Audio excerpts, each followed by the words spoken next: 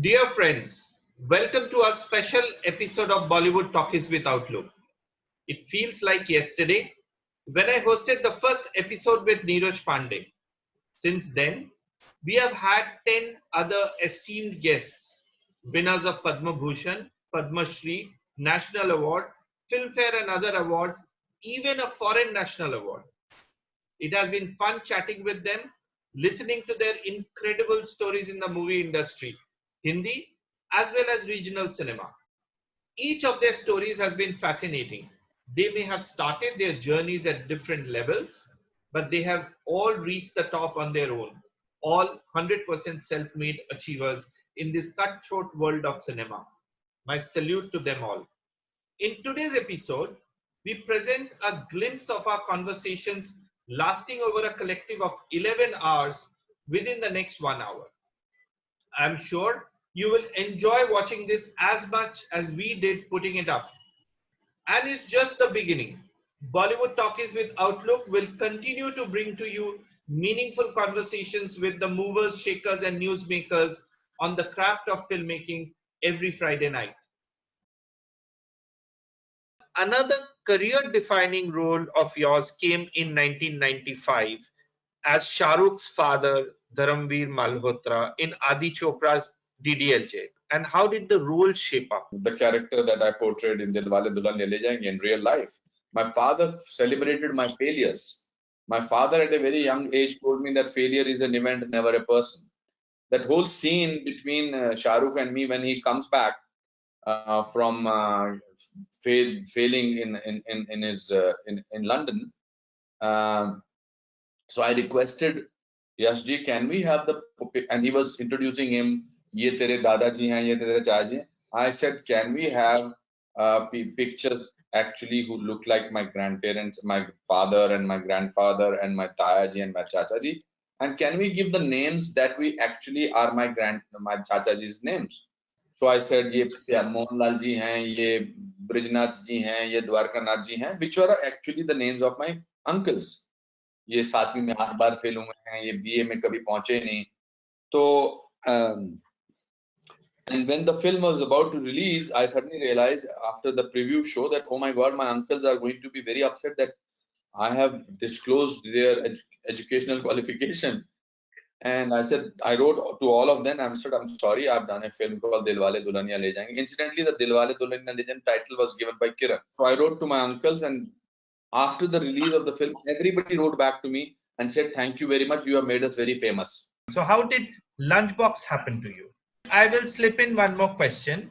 And if my research goes fine, you were the first one to join the cast even before Irrfan and Nawaz were actually finalized. So if you could just take us through what happened.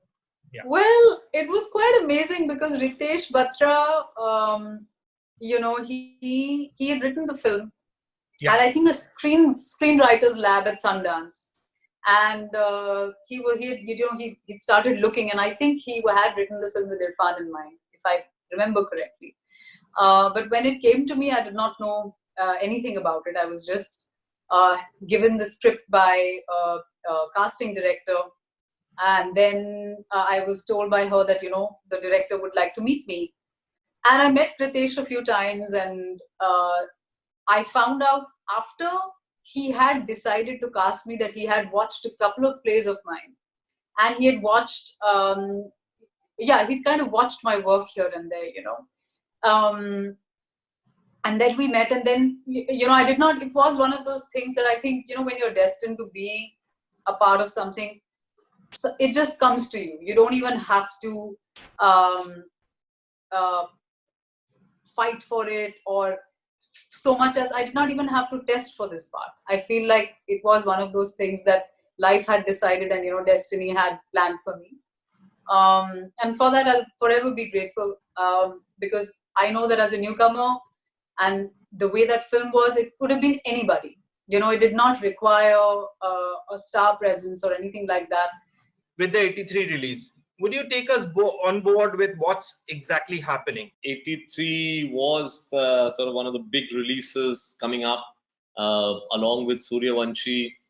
These are the two big releases coming up towards the end of March and the beginning of April, and then the lockdown happens. So obviously, as and when the lockdown is lifted and people will be going back to the theaters, I think the industry is looking at these two films as the crowd pullers, as probably the films that will start getting the audiences back into the theaters.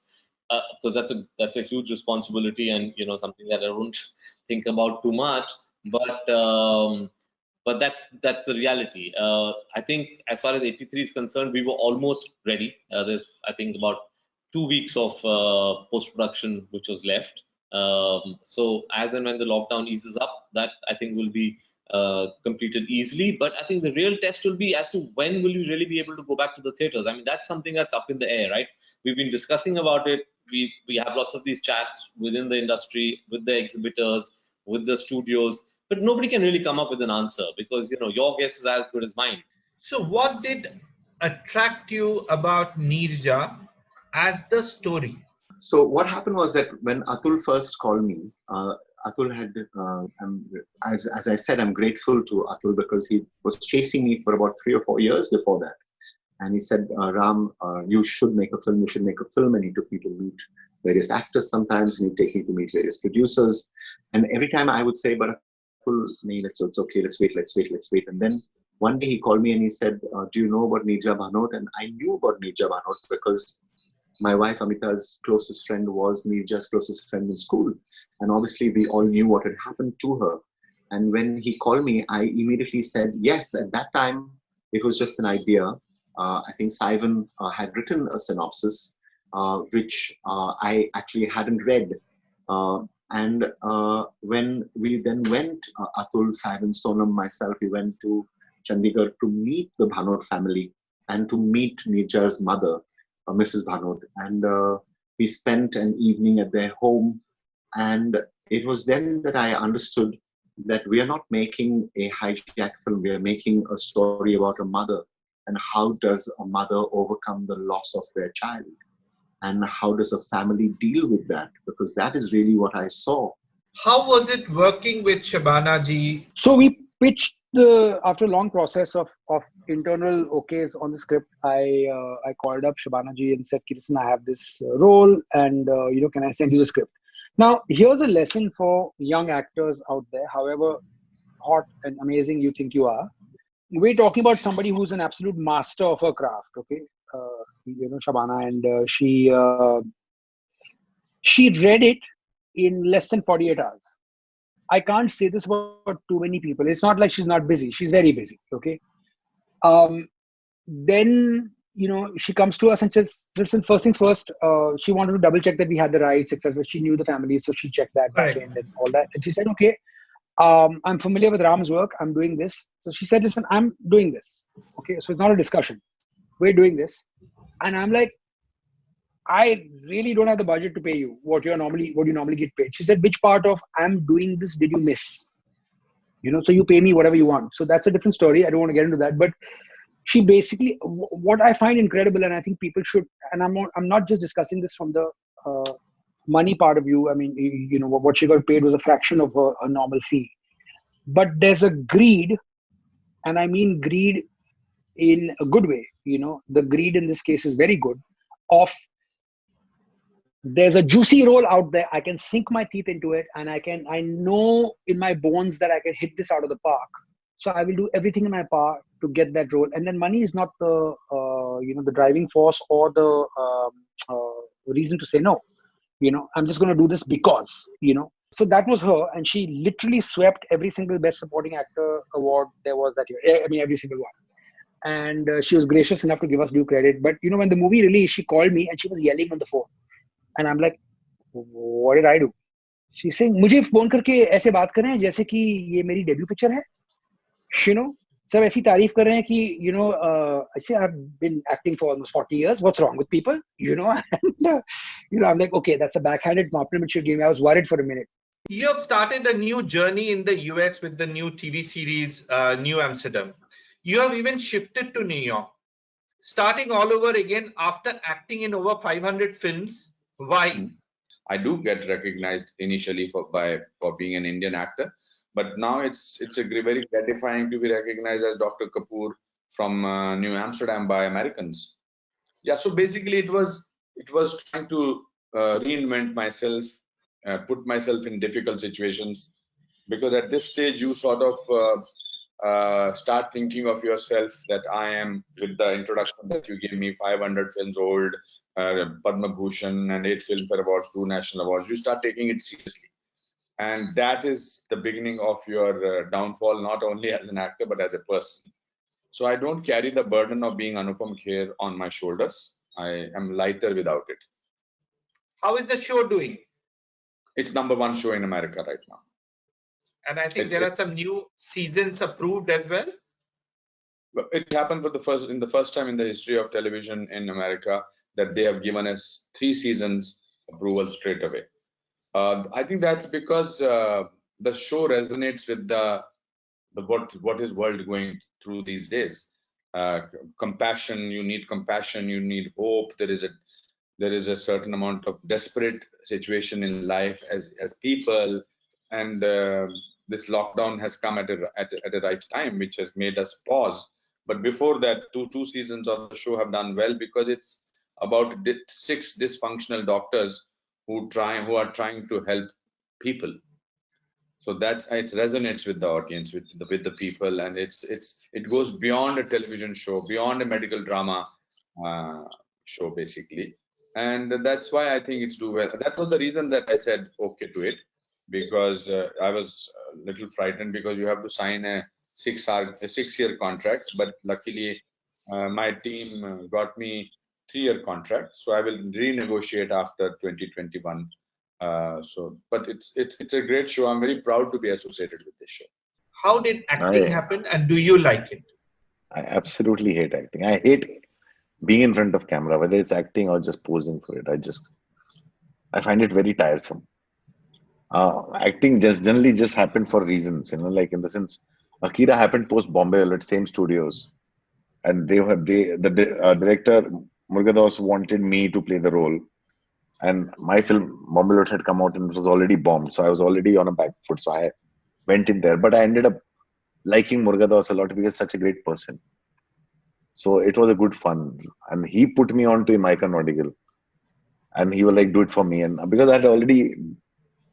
When you start liking a person and you think this is such a great guy on a good frame. And I said yes to that.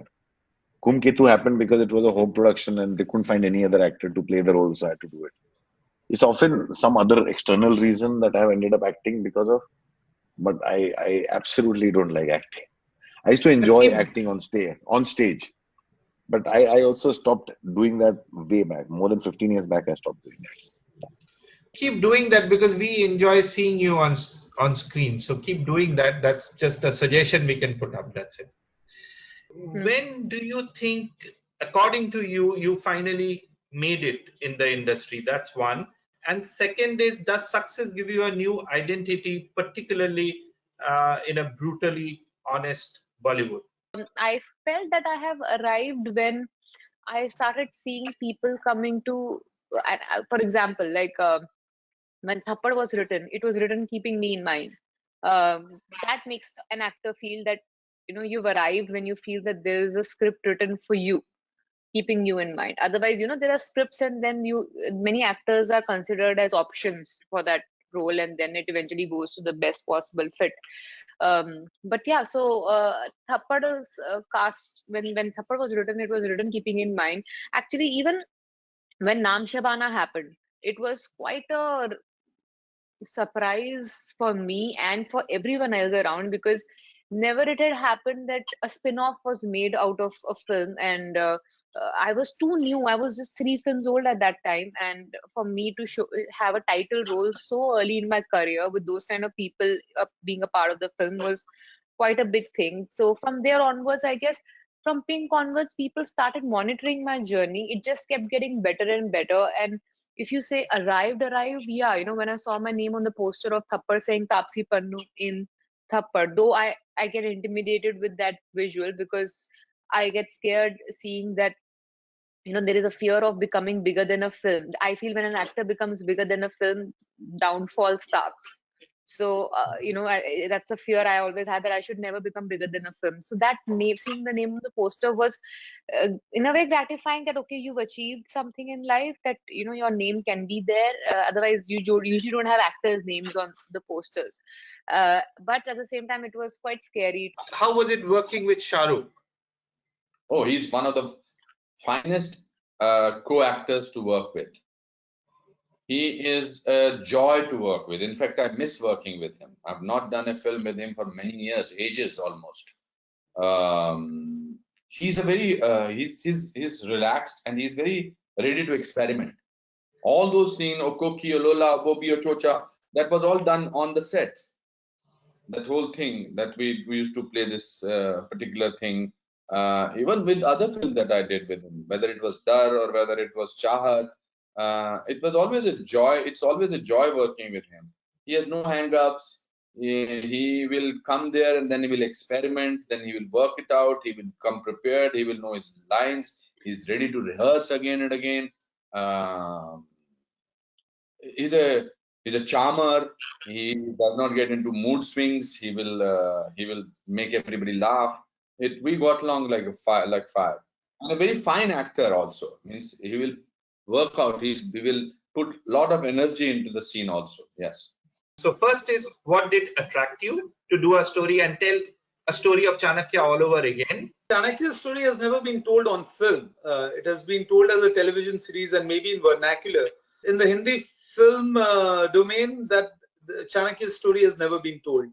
So that obviously was a huge magnet, that we are trying to touch upon something that has not been done before, that has not been explored. Enigmatic figure, and possibly we don't know as much as we think we know about him, and as much as we should know him. Somebody who's relevant today after 2,300 years, maybe. I mean, he must have some vision, right?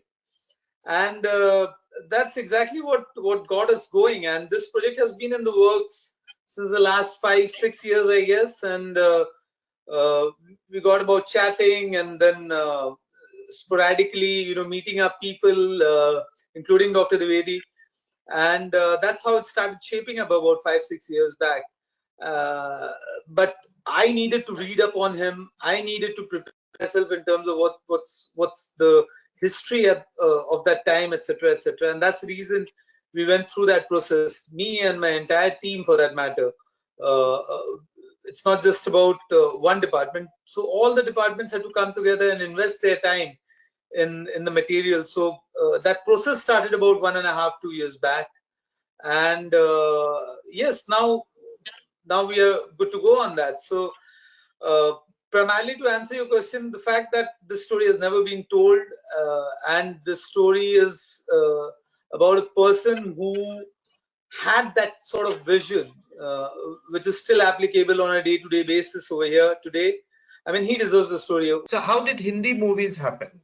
I was teaching at the National School of Drama in 2008, and my co-actor, Yogi Malang, from Jasus Vijay, he's a very, very well-known casting director now. And one day I received a call from him saying, Adil bhai, ek film hai, आप करोगे, आप जरा एक मैं 2 scene भेज रहा हूँ, please have a look, and if you want to do it. I said, no, forget me. I'm very happy in NSD. I'm teaching, and I'm just got married, and I don't want to be in Bollywood situation. My life is very simple. I have an Enfield. My wife has a Maruti 800 given by her father. We are happy. आपकी style की है, आपकी जैसा है. So he sent, I said, ठीक है, send me he mailed me the script, not the script, but these 2 scenes. And I liked the scenes. And he said, can you tape yourself? And I said, no, I don't have anything to tape myself on. So he sent a cameraman who I knew, and I said, I go out of the house at 8 o'clock in the morning to teach. So he came at 7 in the morning, and my wife played the role in the audition just to help me out, Vidya Balan. I got a call from Abhishek Chaubey saying that, Adil, I want to meet you. I'm like, yes, sure. He said, when can you come to Bombay? I said, I can't come to Bombay. He says, why? I said, I'm teaching, and my only holiday is Sunday. He said, no, I need to meet you tomorrow or day after. I need to take a call. I said, but I can't. He said, no, I will come. I said, yeah, I'm free between 1 and 2 in the lunch break. So next day, I see this wonderful, sweet-looking person with long hair, with chashma, standing in front of the studio of my class. And I come out and he said, hey, I'm Abhishek. I said, hey, Abhishek. Then he said, no, this story is different. Then I said, okay, I like the story, what you told me, and I will do it, but I have got 3 conditions. So he asked me, what 3 conditions? I said, first of all, that my co-actor has to be behind the camera when I give my close-up. Like this is a close-up, like when you see in front of the camera. No, this is a close-up. Right. And the person, if I'm talking to somebody, he has to be behind the camera to give me the cues, not only the cues, but have to act exactly the way she or he did it in the scene so that I can respond. He says, okay, done. Next. I said, I want rehearsals much before you start your shoot because I'm a theater actor and I need to get rid of a lot of things which I don't want to worry about during the shoot. He said, good, done. Third, I said, hopefully you have it. You have already decided, but if you have not, then I don't think you'll agree to it. He said, what? I said, I don't like dubbing. I want to be in a film where there is sync sound, location sound. He said it is a sync sound and location sound film. So that's I right. said, okay. So those conditions were met and he fulfilled all the promises he made. And the film you're talking about is Ishqiya. That is Ishqiya, yes. That's right. Did you enjoy playing Khosla? Khosla Ka Ghosla is an achievement for me and my tribute to a common man of this country. Jaideep Sahni, the writer, and Bakar Banerjee, along with Savita Raj, who was the producer of the film, they had been trying to get in touch with me for a long time. And I said, नया कोई script है, नया कोई बंदा है, पता नहीं क्या picture का नाम. फिर पहले picture नाम का नाम कुछ और था. It was something Zameen, something, some rubbish. It was. So I said one day I gave the time to them and I said, okay, come and meet me in my Andheri office. And they came. I said, I have 20 minutes. I was really running around doing lots of shifts. That's why that Javed Akhtar statement is there. Now you cannot make Hindi films without 2 things: film raw stock and Anupam Kher. So, so they started narrating me the background of the film, and I spent 4 hours with them. Instead of 20 minutes, I spent 4 hours with them. And I said, this film has to be made. They knew the nuances of a Delhi family, Delhi typical. It was a story. It's a story of any middle class person. Anybody can relate to Khosla. Can you choose the toughest role and the most satisfying role of your career? Again, side BB Gangster, the first part, okay, fine. We went ahead with it. But the second part, I was very nervous because I told Timanshu, I said, this Sahib now, because now people in the first part, they expected him to be very action oriented. And in the second part now, he is on the wheelchair. So I'm very, very nervous because the thing is that are we going to be able to entertain people the way they want to be entertained by a Sahib because he's on a wheelchair? They should just laugh. And he said that don't have to worry about that. Just see when the dialogues come out. And so like that, you have so many times, so many characters that come your way. Can you just take us through the other actors who you have cast in 1983, 83? This was a very important process. I'll tell you why. Because what I realized while I was telling the story was that it's such a team story. And what really hits you even today after 36 years, 37 years, if you meet Team 83, they're just a bunch of boys even today. It takes them 2 minutes to start sort of, pulling each other's legs and, joking and, the sort of certain extent of locker room talk that happens between them even at this age. And I said, if I can capture this, and this for me, that's very important. I have to capture the spirit of Team 83. And that's half the battle won, because that's what is unique about the story. I will not work with somebody I don't know at all. We all work within our comfort zones. It doesn't come through like having a relationship, but I need to know a person. I need to know their potential. I need to know them for a long time before I'll hire them. So in that way, familiarity is what is very important for me. And that's when I'm able to put trust in someone. I will not sit down with remote unknown. The only time probably I have cast somebody who I did not know at all before the screen test and 2 days before the shoot was Shobita Dhulipala in Raman Raga. She's the only person in my entire career who I just discovered in the screen test, cast her, and we were 2 days away from the shoot. I am an outsider. I came to this industry and I, because see, first of all, let me go back to the time when I came in over here. There were barely a few producers, the big ones I'm talking about. And then there would be an X amount, which were the B class ones. And then everything else was C and D. So, and we look back, there were about 3 to 4 television channels. That was it. And if you look at it today, there is so much of stuff happening. There is the OTT platform, which has come up in a big way. There are so many television channels that you start surfing from morning and you probably won't finish by the evening. There are so many channels. There are so many reality shows. There are so many serials on television. There is so much. There's so many films being made. There are the corporate houses that have come in. There is so much happening in today's date and time. So at the point when we came in, we barely had people this day. So everybody could not think of, kind of breaking into the, all you had to do was work hard and, kind of wait for your time to come. I'm probably the same person with, yes, I'm grown. If you don't take yourself too seriously, and if you always believe that there is life beyond films and this is not the be all and end all of life, I think it won't be that difficult. When I'm at home, nobody at my place has any connection with movies whatsoever in my family. So we don't have these discussions regarding films at home. And for them, I'm the same person. For me, they are the same people because they've got nothing to do with films and they're not really those film obsessed people also. So they don't really think movie stars are like demigods. So all this keeps me grounded. Plus, I've been sharing this joke with my sister. I move out in my balcony, out on my balcony. I can see I have 3 graveyards in front of my house.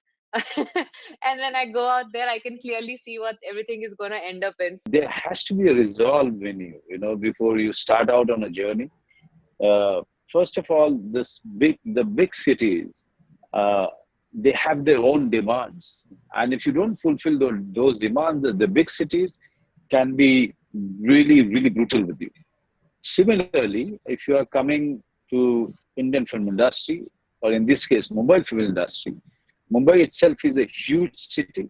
That's what, a big city like Mumbai does. That no matter what, I'm going to be focused. No matter what, I'm going to balance myself, without depending on anybody. You have to be a complete, in yourself. You should not be looking at somebody else to complete you. Rather, you should be a complete person within you. There has to be a metal of an iron if you are coming into this industry. I was doing marches. There were a few things that Guldar Sahab had said, which I always kind of followed. And one thing was that he said that never let the success of any film, affect you, and in a way that you start feeling, oh my God, I'm invincible, and I'm too good or whatever. And at the same time, never let the failure of a film also affect you so much, because if that happens, then you go into a depression. So just keep working. I think the most important thing is to keep working, because you'll do one thing, you'll move on to the other, and once you've moved on to the next film, your heart and soul is into that film at that point of time, and then the other one releases. If it does well, you should be happy. Okay, fine, it does well, but don't let it affect you so much that you start thinking too much. Mumbai is not the problem. Mumbai is the solution to millions of people, not only in cinema halls, not in the business of cinema.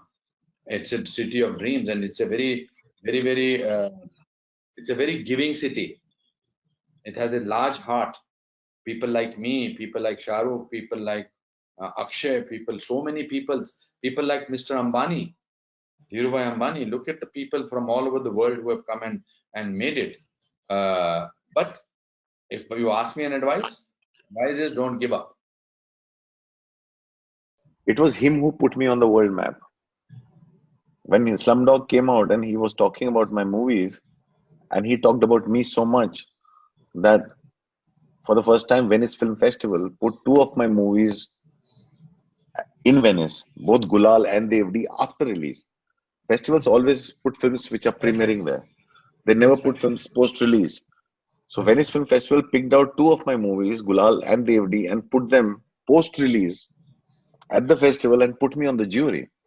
And it all happened because the attention that Slumdog Millionaire brought to me because of what Danny Boyle talked about me. So for me, I am eternally grateful to him, because had it not been for him, I would not have discovered so much more, and I would be totally in oblivion. I loved being part of Bend It Like Beckham because I made a lot of friends, worked with actors who actually sort of knew what they were doing. There were discussions and there were rehearsals, there were script reading, table read. Everything was done the way it should be done every time. And I somehow realized that I am representing India in an international event. So before every shot, I will think to myself, and also having to conversation is basically we are using English to communicate. That's But right. जो बोलना है उसमें तो आपको सोचना पड़ेगा ना, बार-बार करना पड़ेगा. But I love Correct. the process.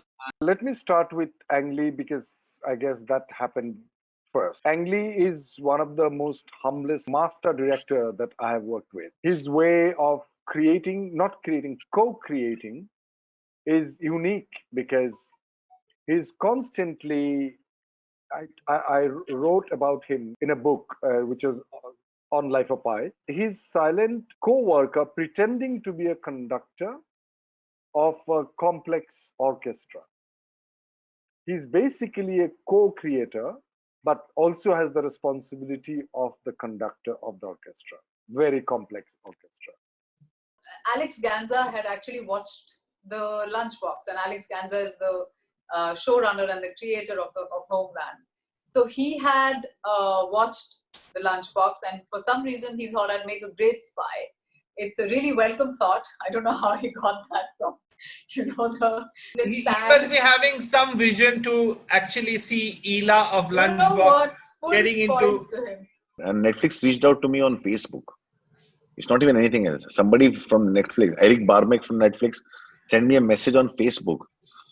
Wow. And they reached out to us, and they were like, they wanted Gangs of Wasseypur for Netflix US, and they asked us to serialize Gangs of Wasseypur. And Guneet Monga, who was the producer, they contacted her, and Guneet came out to us and said they want to serialize Gangs of Wasseypur. So we broke down Gangs of Wasseypur in 6 parts. My sister, who was also my associate director and now an independent person, she broke it down. I was not even part of it. So Guneet Monga and Anubhuti and all those people broke it down. It was released as a 6-part miniseries in the US on Netflix. So our relationship with Netflix started then. I got a call from Bombay production house, which was the production house responsible for the shoot in India, and asked me that if I'm ready to talk to this director called Irrfan from Norway. I said, sure, why not? And then we had a Skype meeting, and she sort of came across as a very vulnerable, open, and a beautiful person. And she told me this is her story of her chapter of her life. I actually won 2 awards from that film. One is the national award that you mentioned called Amanda, and the other award, which is called Cosmorama, which is like the Oscar, because the industry, the Scandinavian industry votes for that award. The entire industry would vote for that. I was nominated for Best Supporting Actor, and I got that award a month and a half before I got the National Award of Norway. Though it is a national award for Norway, but the competing films were from different parts of Scandinavia. So it is almost like a Scandinavian award. You know, you're never really confident about anything. It's all a struggle. It's all something that you're nervous about. You're all hoping that people will like it. We were very clear that I was very clear we're not making a crime thriller. We're making a family crime thriller. In Neerja, I was very clear that we're not making a hijack story. We're making a mother-daughter story. As soon as you start talking about relationships, then the thing that hooks people is obviously the thriller is there, obviously the hijack is there, obviously the crime thriller in this case is there. But what really people are investing in is the characters and the relationships.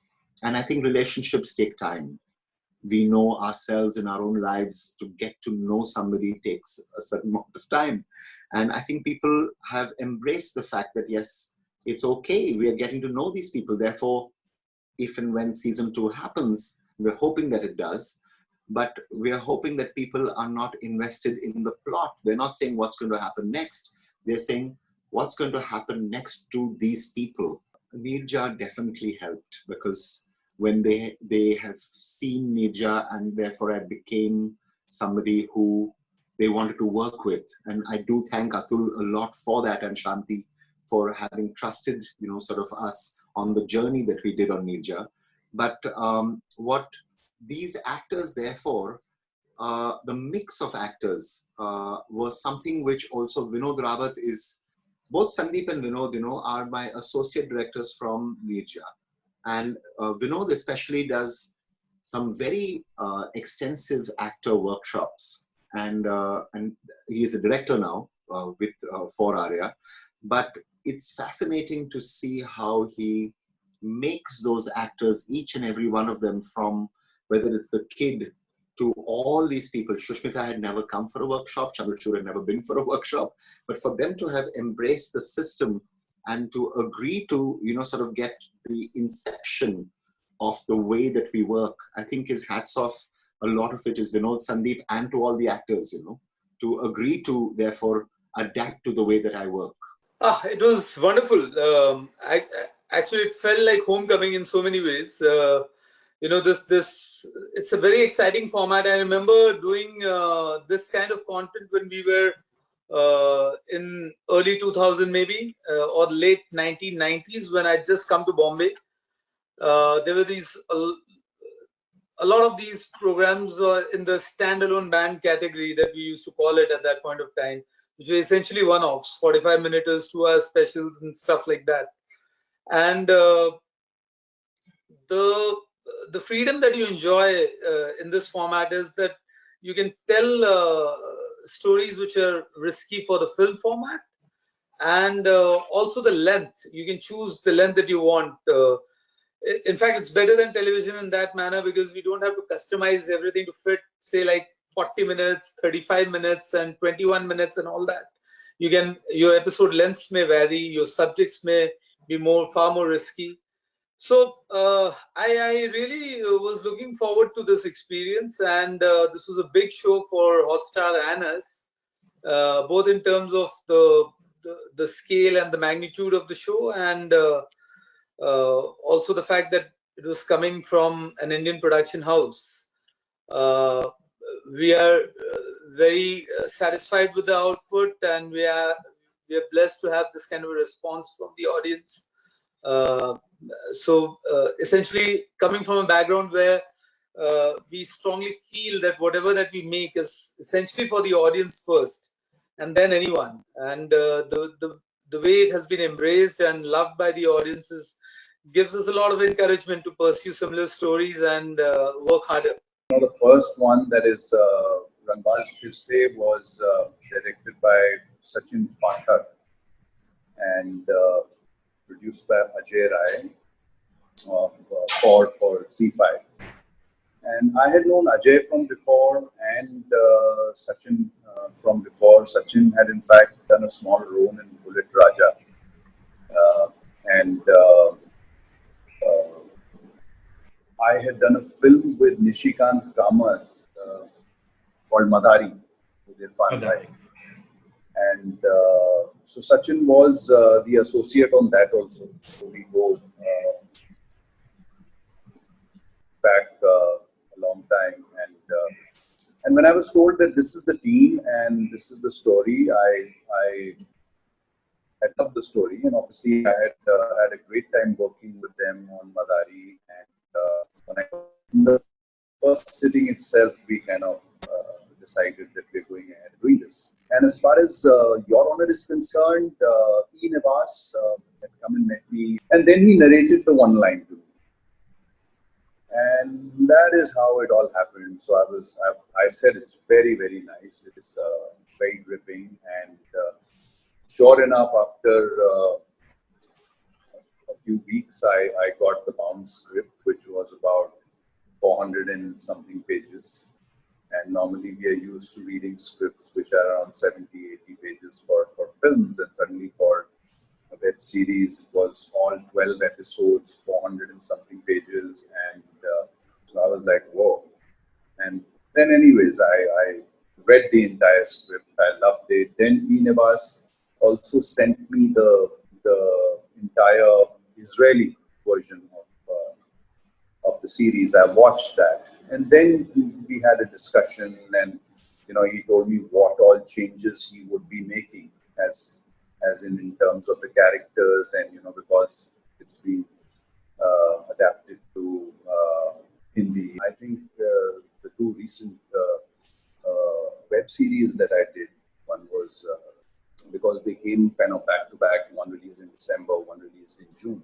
I think both of them I thoroughly enjoyed also. Plus, I think they were kind of tough because in a film you got that much time to be consistent, and here you need to be consistent for about 7 hours. Vikramaditya Motwani met Netflix and they took on Sacred Games. I came aboard Sacred Games as a director only 10 days before the shoot started because there was no other director. Yeah. And we had no idea what was going to happen. And we had no idea. I knew was that with all my movies, their success ratio was less on box office and more in terms of viewership online. People were torrenting my movies and downloading my movies and watching it much more than they were lining up in cinemas. So I knew that online there's a lot of people. So we were like, people will watch our thing because now this is online. I was very sad when Irrfan Khan passed away. I wish I could attend, go and meet Irrfan's family. So that is a sense of incompleteness, unfortunately, during this lockdown period. I wanted to see much more of Irrfan sir. It was just such a wrong time. I mean, this was the time when it was his time. It was like finally there were films, like people who followed cinema always knew about him. But this was the time when the regular mass audience was getting to know who Irrfan Khan was and how he's changed the kind of heroism that is shown in films and what heroes are all about. And So I really wanted to see more of him. This was, I feel, was a golden time he was entering in, and it was very unfortunate. I actually got to spend time with him and get to know him a little bit in Cannes when we went there to premiere the film. Now 7 years ago, literally like 2013. 2013, May 17th or 19th, May 19th. And he was really marvelously down to earth, really a son of the soil, someone who was so close to where he came from. You know, he really had his ear to the ground. And I think that's what made him such a special actor. And even before I got the opportunity to be opposite him, technically, in a film, I was a fan. I mean, I have been a fan of his work, like most and all of us, for years before. With Rishi Kapoor ji passed away, I spent 1 year with him, almost meeting him regularly when he was getting treated for cancer in New York. Legacy he leaves behind, I guess it's there for everyone to see. I think the typical Punjabi warm personality that he has, which might look boisterous from the outside, is actually how Punjabis portray warmth, because we are loud people. We love to like laugh loudly, talk loudly. We enjoy that. That's our way of living.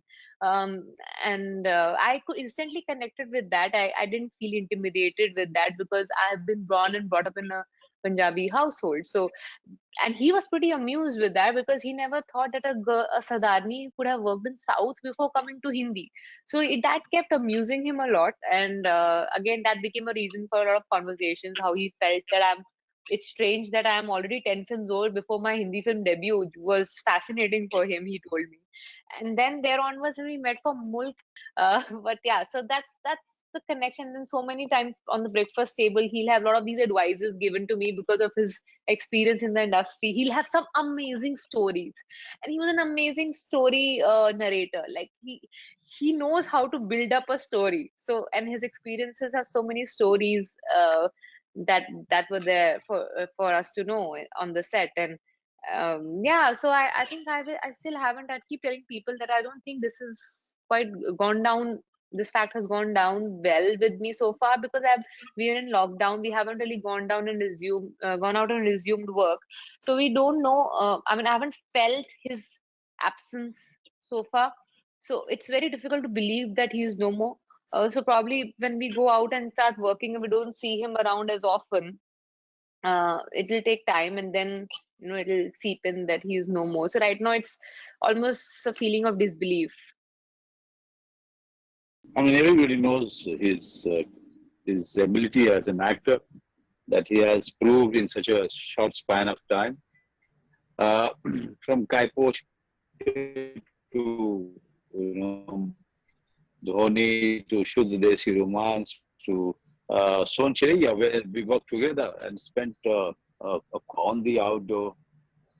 He was a very passionate and a very compassionate person also, a very passionate actor, very compassionate person, very respectful. I mean, I can go on and on, but I have said it in so many words. I just want now everybody to just keep quiet and grieve and mourn for a colleague, a co-actor, a friend, a junior who left us at such a young age. Most shocking was certainly Sushant Singh's death, and that also because it was a suicide. And because I had done a father and son's role, we came very close to each other in terms of he needed to feel about me, affectionate about me as a father, and I needed to feel. We needed to go beyond the techniques of acting and things like that. And that bonding had to be off screen because at the end of it, it was a father and son story told through the premise of cricket. And very bright boy, very, very intelligent person, very intelligent, very, very full of dreams, full of life. So that did come as a shock. And then I saw his other film also, Soncheriya, I saw recently, which was very good. Shubh Mangal, Savdhan, he was very good. Kai Poche, Should they see romance? romance, he was fantastic. And Kai Poche, and there was World ahead of him, and that was very, very, very saddening. Unfortunately, what is also happening is because not that things can change, but because of pandemic, because of lockdown, you can't even express grief completely. When you show grief, when you express grief to the family, to when you go all out to meet the people, the parents. I wish I had the possibility of going and hugging Sushant's father. I would have loved to hug him. उससे उनका बेटा वापस नहीं आता, मगर एक एक moral support मिलती है. I wish I can reach out to him and sort of say I'm sorry about it. Kate Blanchett is one. Leonardo DiCaprio. I'll say Charles Chaplin. Daniel Day-Lewis. Daniel Day-Lewis. Obviously, Meryl Streep is Jennifer Lawrence. Mr. Bachchan, Motilal Saab and Dilip Saab. Mr. De Niro. Alejandro Inarritu. Billy Wilder. Clint Eastwood, like I said. Martin Scorsese. To Martin Scorsese or Tarantino. Satyajit Ray. Anand Rai, Himanshu is another one. There's Neeraj Pandey. Sujit Sarkar, Gulzar Saab always. Anurag Kashyap. And then Rajkumar Hirani again. Interstellar. That's a Wonderful Life. Shawshank Redemption. Forrest Gump. There Will Be Blood. Korean movie called Memories of Murder. I think Kaagaz Ke Phool, Guide, Mughal-e-Azam, Ard Satya, Sparsh, Masoom. Next week, we start the second phase of our journey with a new set of guests. Keep logging in every Friday 9 p.m. for a brand new episode of Bollywood Talkies with Outlook. Good night.